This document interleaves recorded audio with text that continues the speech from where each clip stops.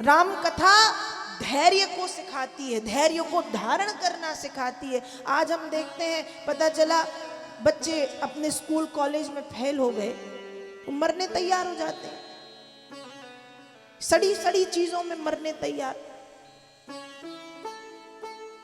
उनका ब्रेकअप हो जाए तो मरने तैयार,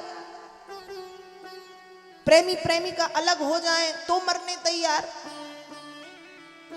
घर पे झगड़ा हो जाए तो मरने तैयार। इतनी इतनी सी बातों पर राम कथा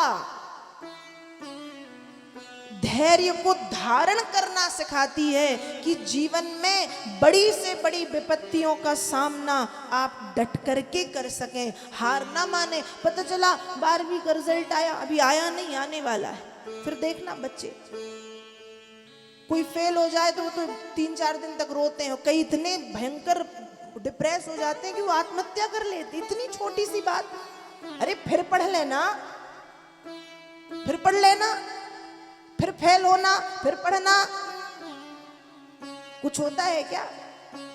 12वीं ही तो है, जीवन में फेल ना होना बस। बच्चे 12वीं फेल होते सोचते जीवन से हार गए। राम कथा धैर्य को धारण करना सिखाती है। तो सीता मैया को अनुसुईया जी कह रही, विपत्ति के समय व्यक्ति का धैर्य क्या है वो पता चलता, व्यक्ति कितना धैर्यवान है। धीरज, धर्म, आपका आपके धर्म के प्रति कितनी ज्यादा निष्ठा है, आप अपने धर्म के प्रति कितने अडिग हैं, आप अपने धर्म के प्रति कैसे हैं। कुछ लोग होते हैं ना धर्म की बुराई करने वाले, धर्म की निंदा करते हैं,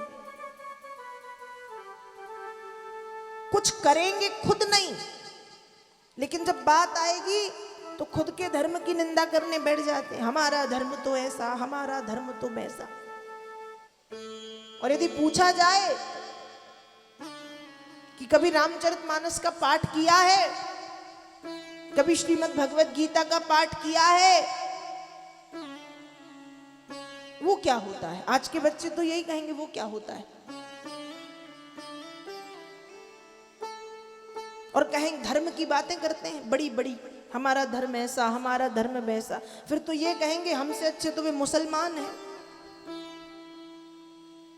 जिनका 4 से 5 साल का बच्चा भी 4 या 5 टाइम उनकी जो नमाज होती है वो कम से कम पढ़ना सीख जाता है, और उनके माता पिता पढ़ाते हैं। धर्म के प्रति निष्ठा ये है। और हमारे यहाँ 4-5 साल के बच्चे को यदि पूजा कराने लगो तो माता पिता कहेंगे छोटा है, अभी पूजा करने की उम्र है। तो कब है पूजा करने की उम्र? जब मर जाएगा तब, या बूढ़ा हो जाएगा तब। और हम कहेंगे हमारा धर्म ऐसा।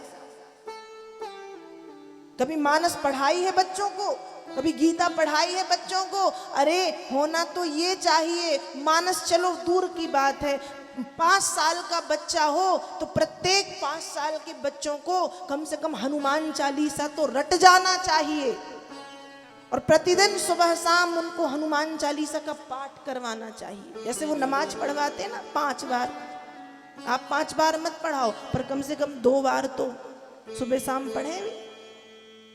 तो आपकी आपके धर्म के प्रति कितनी निष्ठा है वो विपत्ति के समय पता चलता है। आप धर्म के प्रति आज क्या हो रहा है? आज धर्म परिवर्तन करा रहे। ऐसे ही गांव के क्षेत्रों में, आदिवासी क्षेत्रों में जिनके पास खाने को नहीं है, जो थोड़े गरीब हैं, उनके पास ये क्रिश्चियन मिशनरी पहुंच के क्या कर रही हैं? 2 लाख रुपए ले लो, 1 बोरी गेहूं ले लो, 1 बोरी चावल ले लो, जनार्दन से जॉनी बन जाओ, राम से रॉकी बन जाओ, रुद्राक्ष और कंठी के स्थान पर क्रॉस पहन लो। यही तो करा रहे हैं ना, तुलसी के पौधा की जगह घर में क्रॉस का निशान लगवा रहे हैं। धर्म परिवर्तन। तो आप अपने धर्म के प्रति कितने निष्ठावान हैं वो विपत्ति के समय पता चलता है। कि आपके पास मान लो खाने पीने नहीं है तो ऐसा नहीं कि आप दूसरे धर्म में चले जाओ कि वो खाना दे रहे हैं। अरे मेहनत करो और कमाओ, कि क्रिश्चियन बन के उनका खाना है। तो विपत्ति के समय धर्म की परीक्षा होती है। धीरज, धर्म, मित्र। विपत्ति के समय आपकी मित्र की परीक्षा होती है। आपका मित्र आपके प्रति कितना निष्ठावान और क्या कितना वफादार है, वो विपत्ति के समय पता चलता है। आपका मित्र है कैसा। धीरज, धर्म, मित्र, अरुणारी। और जो पत्नी है उसकी परीक्षा भी विपत्ति के समय में होती, कि पति के जीवन में विपत्ति आए तो पत्नी कितना उसका साथ दे रही है। ये तो नहीं कि पति जब तक धनवान था तो पत्नी साथ में, पति गरीब हुआ तो पता चला पत्नी मायके चली गई।